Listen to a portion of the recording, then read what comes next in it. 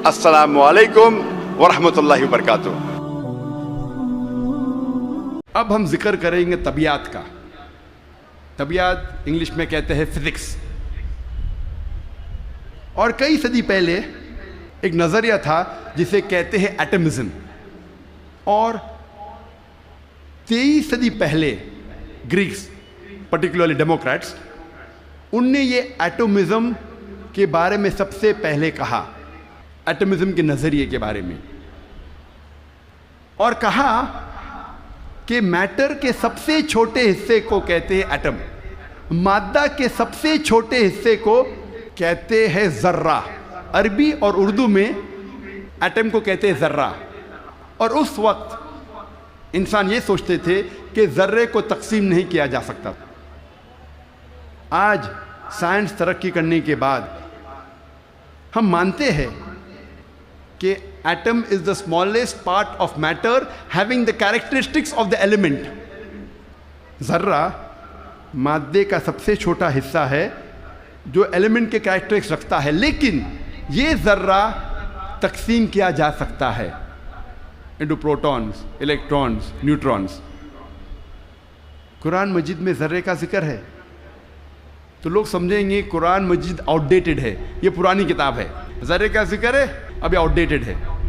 कुरान में ज़र्रे का जिक्र है, लेकिन ज़र्रे के आगे क्या लिखा है वो भी हमें देखना चाहिए। कुरान मजीद में लिखा है सूरह सबा में, सूरह नंबर 34 आयत नंबर 3 में, कि इनकार करने वाले जब कहेंगे कि वो घड़ी कभी भी नहीं आएगी, आखिरत के बारे में, क़यामत के बारे में, वो घड़ी कभी नहीं आएगी, तो अल्लाह ताला फरमाते कहो उनसे ज़रूर आएगी अल्लाह की मर्ज़ी से, जिसके पास इल्म गैब है, जिसके इल्म में छोटा सा ज़र्रा ज़मीन और आसमान में, और उस चीज़ जो ज़र्रे से छोटी है और बड़ी है उसका इल्म भी उसकी किताब में महफूज है। तो कुरान मजीद में लिखा है कि ज़र्रे बराबर चीज़ का इल्म है अल्लाह के पास, और ज़र्रे से छोटी चीज़ और बड़ी चीज़ का इल्म भी है। और ये इंफॉर्मेशन, ये खबर दोहराई गई है सूरह यूनुस में, सूरह नंबर 10 आयत नंबर 61 में, कि अल्लाह सुब्हाना व तआला के इल्म में है ज़र्रे जैसी चीज़ जो आसमान और ज़मीन पे है, और वो चीज़ जो ज़र्रे से भी छोटी है और ज़र्रे से बड़ी है उसके किताब में महफूज है। तो कुरान आउटडेटेड नहीं है, कुरान अप टू डेट है। कुरान पुरानी किताब नहीं, बट अल्हम्दुलिल्लाह जदीद किताब है। अब हम जिक्र करेंगे वाटर साइकिल के बारे में, पानी के चक्कर के बारे में। हम जो स्कूल में पढ़ते हैं वाटर साइकिल के बारे में, पानी के चक्कर के बारे में, सबसे पहले इस जदीद पानी के चक्कर का जिक्र किया था सर बर्नार्ड पैलेसी ने सन 1580 में।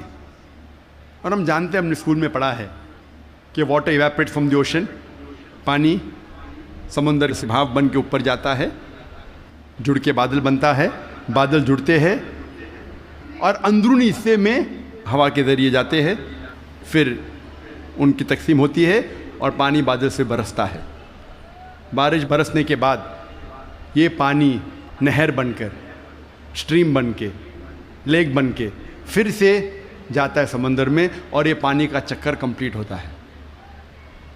पहले लोग को 16वीं सदी के पहले इसका इल्म नहीं था।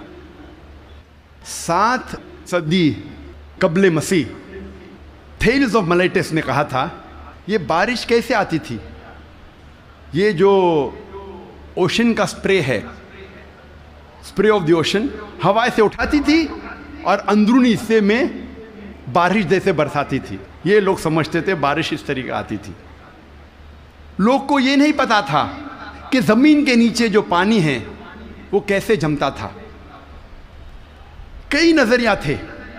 लोग पहले सोचते थे कि ये हवा का दबाव पानी पे, समुंदर पे, पानी को ज़मीन से नीचे ले जाता था और उस तरीके से ज़मीन के नीचे पानी आता था।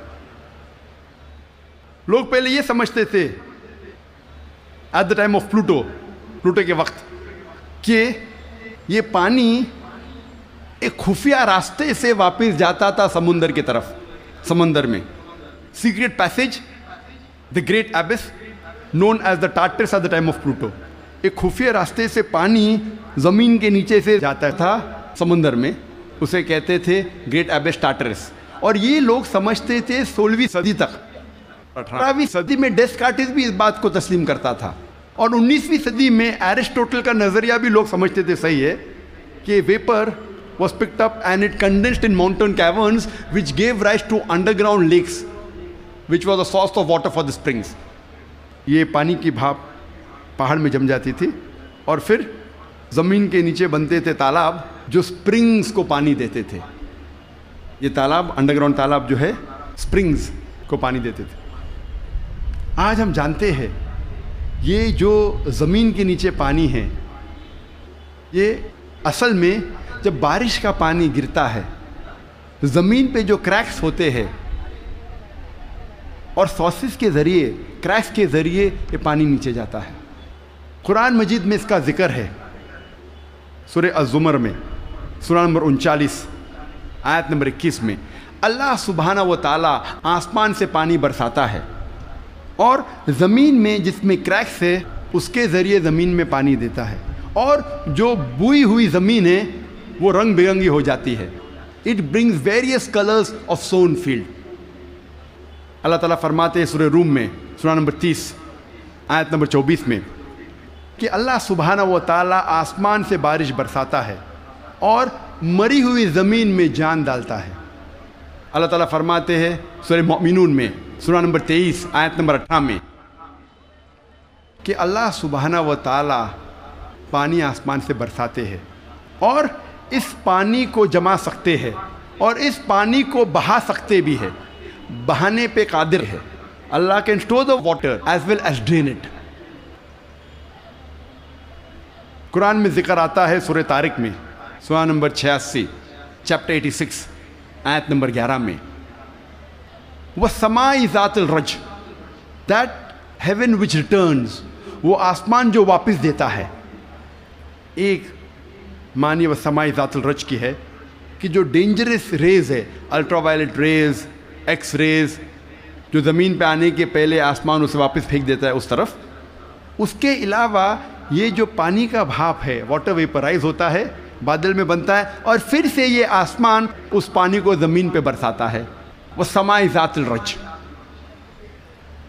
اللہ تعالیٰ فرماتے ہیں سورہ الحجر میں, سورہ نمبر 15 آیت نمبر 22 میں, وی کاز فیکنڈیٹنگ ونڈز, ہم ہوا کے ذریعے بادل کو بھوجل کرتے ہیں.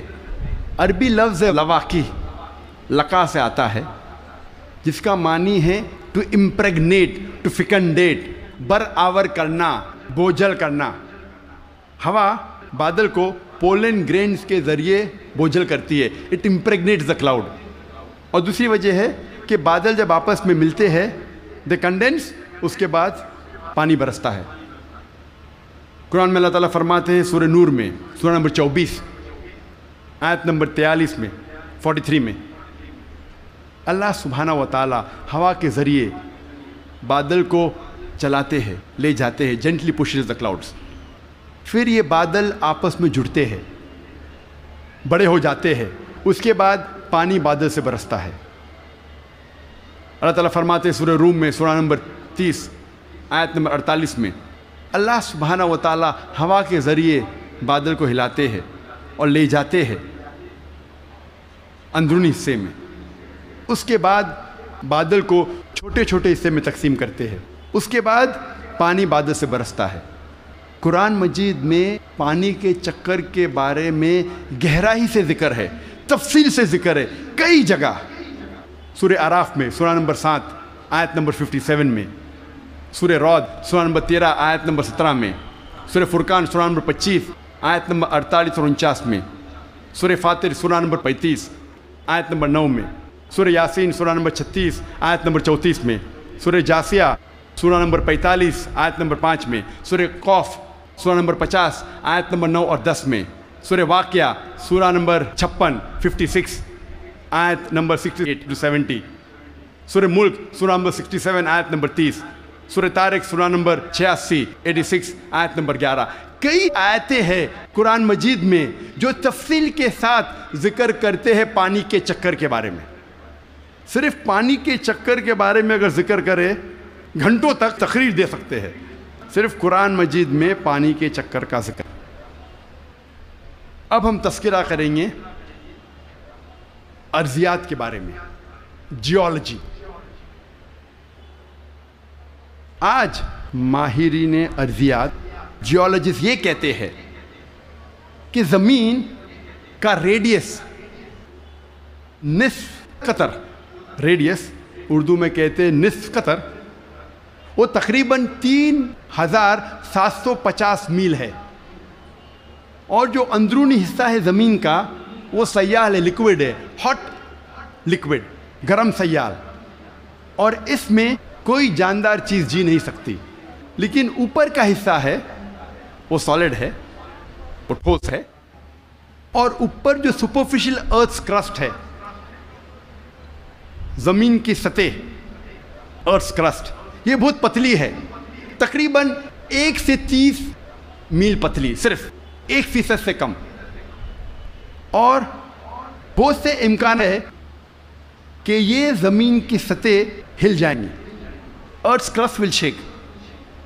آج سائنسداں یہ کہتے ہیں due to the folding phenomena it gives rise to mountain ranges. ایک فولڈنگ فینومینا ہے جس سے پہاڑ پیدا ہوتے ہیں، اور اس پہاڑ کی وجہ سے زمین کی سطح کو استحکام ملتا ہے، اسٹیبلٹی ملتی ہے. قرآن مجید میں اللہ تعالیٰ فرماتے ہیں سورہ نبا میں، سورہ نمبر 78 78 آیت نمبر 6 اور 7 میں، ہم نے زمین بچھائی ہے، والجبال اوتادا، اور پہاڑ کو اوتاد جیسا بنایا ہے. اوتاد عربی میں کہتے ہیں کھوٹے کو، ٹینٹ پیگز، سٹیکس میں کھو. اور ہم جانتے ہیں جب ٹینٹ پیگ کو زمین میں ہم ڈالتے ہیں، جب کھوٹے کو زمین میں ڈالتے ہیں تو اکثر حصہ زمین کے نیچے گڑ جاتا ہے، اوپری حصہ بہت کم رہتا ہے، 10% سے کم. جس طریقے سے آئس برگ پانی میں، برف کا گولا آئس برگ جب پانی میں دیکھتے ہیں صرف 10% پانی کے اوپر ہے، 90% سے زیادہ پانی کے نیچے. اسی طریقے سے پہاڑ، جو اوپری حصہ ہم پہاڑ کا دیکھتے ہیں وہ کھوٹے جیسا ہے، میخو جیسا ہے، ٹینٹ پیگ جیسا ہے. اوپر کا حصہ بہت چھوٹا ہے، اکثر تقریباً 90% زمین کے نیچے ہے. اور اس کی وجہ ہے کہ زمین کو استحکام، اسٹیبلٹی دیتا ہے. قرآن مجید میں اللہ تعالیٰ فرماتے ہیں سورہ نازیات میں، سورہ 79 آیت نمبر 32 میں، اور سورہ غاشیہ سورہ نمبر 88 آیت نمبر 19 میں، ہم نے پہاڑ کو زمین سے مضبوطی سے بنایا ہے. We have placed on the earth mountain standing firm. زمین پہ ہم نے پہاڑ مضبوطی سے بنایا ہے. ارضیات میں، جیولوجی کے میدان میں ایک بہت اہم کتاب ہے جو اکثر دنیا بھر جب جیولوجی کے سبجیکٹ میں اسے گائیڈ مانا جاتا ہے، اس کتاب کا نام ہے ارتھ، زمین. اور اس کے ایک لیکھک، ون آف دا آتھرس، اس کا نام ہے ڈاکٹر فرینک پریس، جو یو ایس اے کے سائنس اکیڈمی کے پریزیڈنٹ تھے اور ex president of U S A Jimmy Carter کے سائنس ایڈوائزر تھے. ڈاکٹر فرینک پریس ارتھ کتاب میں پہاڑ کا نقشہ بناتے ہیں اور دکھاتے ہیں کہ پہاڑ کے جڑ زمین کے نیچے ہے، ویج شیپڈ، اور لکھتے اپنی کتاب میں کہ پہاڑ کا اہم مقصد ہے کہ زمین کو استحکام دینا، to give stability to the earth. اور قرآن میں ہو بہو وہی ذکر ہے 1400 سال پہلے، سورہ انبیاء میں سورہ نمبر 21 آیت نمبر 31 میں، سورہ نحل سورہ نمبر 16 آیت نمبر 15، اور سورہ لقمان سورہ نمبر 31 آیت نمبر 10 میں، کہ ہم نے زمین پر پہاڑ جمع کے رکھا ہے تاکہ زمین نہ ہلے. تو قرآن میں لکھا ہے پہاڑ کا اہم مقصد ہے زمین کو ہلنے سے بچانا، to give stability to the earth, to prevent the earth from shaking. آپ سوچ سکتے ہیں قرآن مجید میں 1400 سال پہلے اس کا ذکر ہے.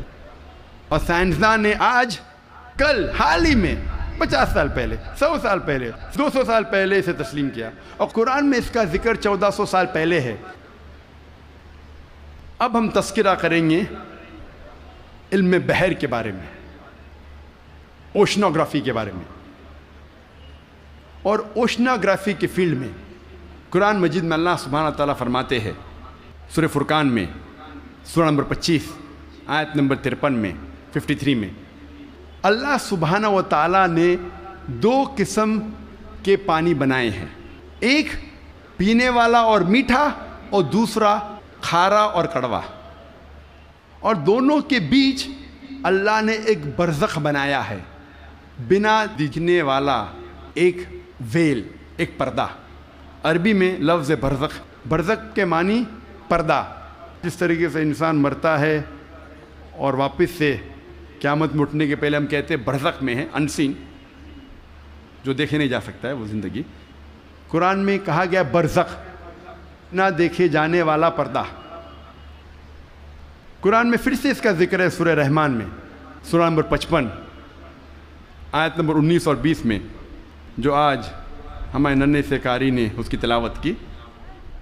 مرج البحرین یلتقیان بینہما برزخ لابغیان، کہ اللہ سبحانہ و تعالیٰ نے 2 قسم کے پانی بنائے جو آپس میں ملتے ہیں، لیکن ان کے درمیان ایک برزخ ہے، ان کے درمیان ایک پردہ ہے۔ لوگ پہلے جانتے تھے کہ 2 قسم کے پانی ہیں، کھارا اور میٹھا، کھارا پانی میٹھا پانی، لیکن مفسرین قرآن یہ نہیں سمجھ پاتے تھے اللہ تعالیٰ کیا کہنا چاہتا ہے جب کہتا ہے کہ کھارے اور میٹھے پانی کے درمیان برزخ ہے۔ پانی آپس میں ملتا ہے لیکن یہ ایک دوسرے سے گھل مل نہیں سکتا۔ کھارا پانی اور میٹھا پانی ملتا ہے لیکن ان کے درمیان برزخ ہے، تاکہ ایک پانی دوسرے پانی میں مل نہیں سکے۔ تو مفسر قرآن یہ سمجھ نہیں پاتے تھے اللہ تعالیٰ کیا فرمانا چاہتا ہے۔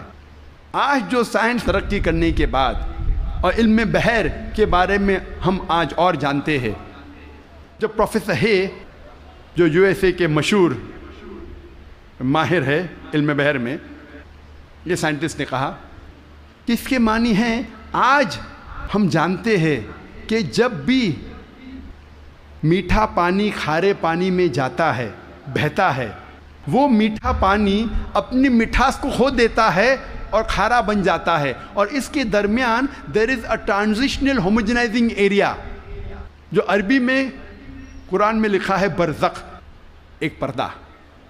آج جو سائنس نے جانا، قرآن مجید نے 1400 سال پہلے لکھا کہ کھارے اور میٹھے پانی کے درمیان ہے ایک پردہ۔ یہ پانی ملتا ہے لیکن آپس میں گھل مل نہیں سکتا۔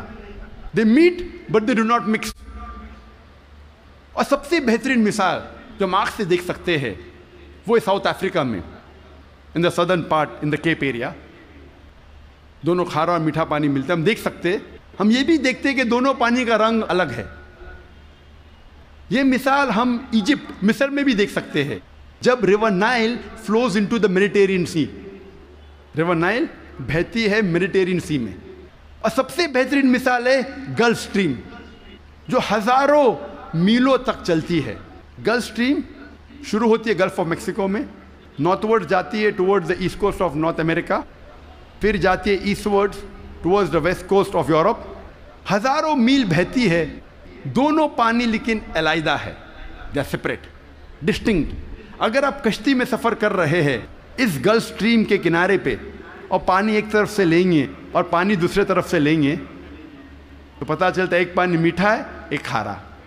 اس کی حرارت، اس کی ٹیمپریچر بھی ڈیفرنٹ ہے۔ قرآن مجید میں اس کا ذکر ہے 1400 سال پہلے۔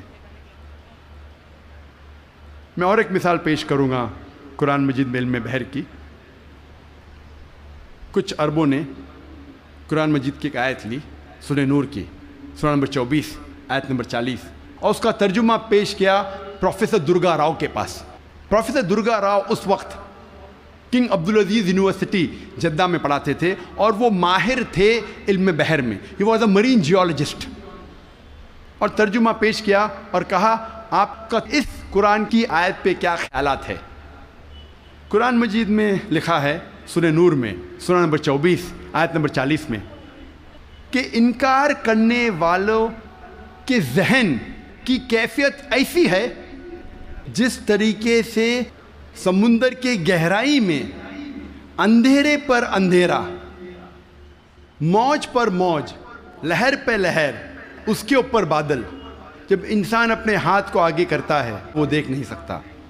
اللہ جسے روشنی نہیں دیتا وہ دیکھ نہیں سکتا۔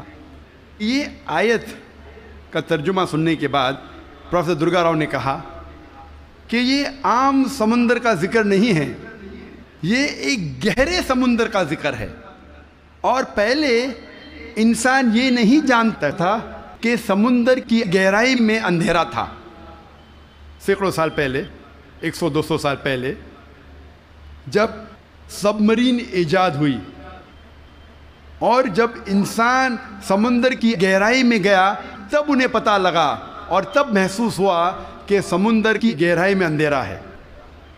عام انسان 20 میٹر سے زیادہ جب سمندر میں اندر جاتا ہے تو وہ تیر نہیں سکتا، اور 200 میٹر سے زیادہ اندر جائے گا بنا کوئی آلہ کے، بنا کوئی ایکوپمنٹ کے، تو وہ انسان مر جائے گا۔ آج سب مرین کے ذریعے ہم انڈر واٹر جا سکتے، ہمیں پتہ چلتا ہے کہ سمندر کی گہرائی میں اندھیرا ہے۔ پروفیسر درگا راؤ نے کہا اندھیرا 2 وجہ کے لیے ہے۔ سب سے پہلی وجہ ہے جب روشنی پانی میں داخل ہوتی ہے، روشنی کی کرن، تو ایک کے بعد ایک رنگ پانی میں جذب ہوتا ہے۔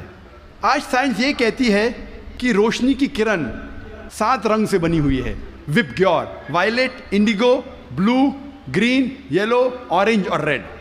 وائلٹ، انڈیگو، بیگنی، بلو، نیلا، گرین، ہرا، یلو، پیلا، اورنج، نارنگی، ریڈ، لال۔ سب سے پہلے 10 یا 15 میٹر پانی کے نیچے لال رنگ جذب ہو جاتا ہے۔ اسی لیے انسان اگر پانی میں 30 میٹر کی گہرائی پہ جاتا ہے، اگر اسے چوٹ لگتی ہے اور خون بہنے لگتا ہے تو وہ انسان اپنے خون کا لال رنگ دیکھ نہیں سکے گا۔ 30 سے 50 میٹر جذب ہوتا ہے نارنگی رنگ۔ 50 سے 100 میٹر کے درمیان پانی کے نیچے جذب ہوتا ہے پیلا رنگ۔ 100 سے 200 میٹر کے درمیان جذب ہوتا ہے ہرا رنگ، اور 200 میٹر کے بعد پانی کے نیچے جذب ہوتا ہے نیلا رنگ، اور اس کے نیچے پورا اندھیرا ہے۔ قرآن مجید میں لکھا ہے انکار کرنے والے کی ذہن کی کیفیت، انکار کرنے والے جو خدا کا انکار کرتے ہیں، جو خدا میں نہیں مانتے، اللہ سبحانہ وتعالیٰ میں نہیں مانتے، انکار کرنے والے کی ذہن کی کیفیت ایسی ہے جس طریقے سے گہرے سمندر میں اندھیرا پہ اندھیرا، لہر پہ لہر، اس کے اوپر بادل۔ دوسری وجہ اندھیرے کی ہے، پروفیسر درگا راؤ کہتے ہیں، وہ ہے بادل۔ جب سورج کی روشنی آتی ہے کئی بار بادل اس روشنی کو جذب کر لیتا ہے، اس لیے بادل کے نیچے ہم دیکھتے ہیں اندھیرا، اور جو روشنی بادل کے ذریعے جذب نہیں ہوتی اور جب سمندر میں جاتی ہے، کئی بار جو سمندر کے اوپر لہریں ہیں وہ لائٹ ریز کو ریفلیکٹ کرتی ہے، اور جو لائٹ ریز، جو روشنی کی کرن ریفلیکٹ نہیں ہوتی وہ سمندر میں داخل ہوتی ہے، اور جیسے میں نے کہا ایک رنگ کے بعد ایک رنگ جذب ہوتا ہے۔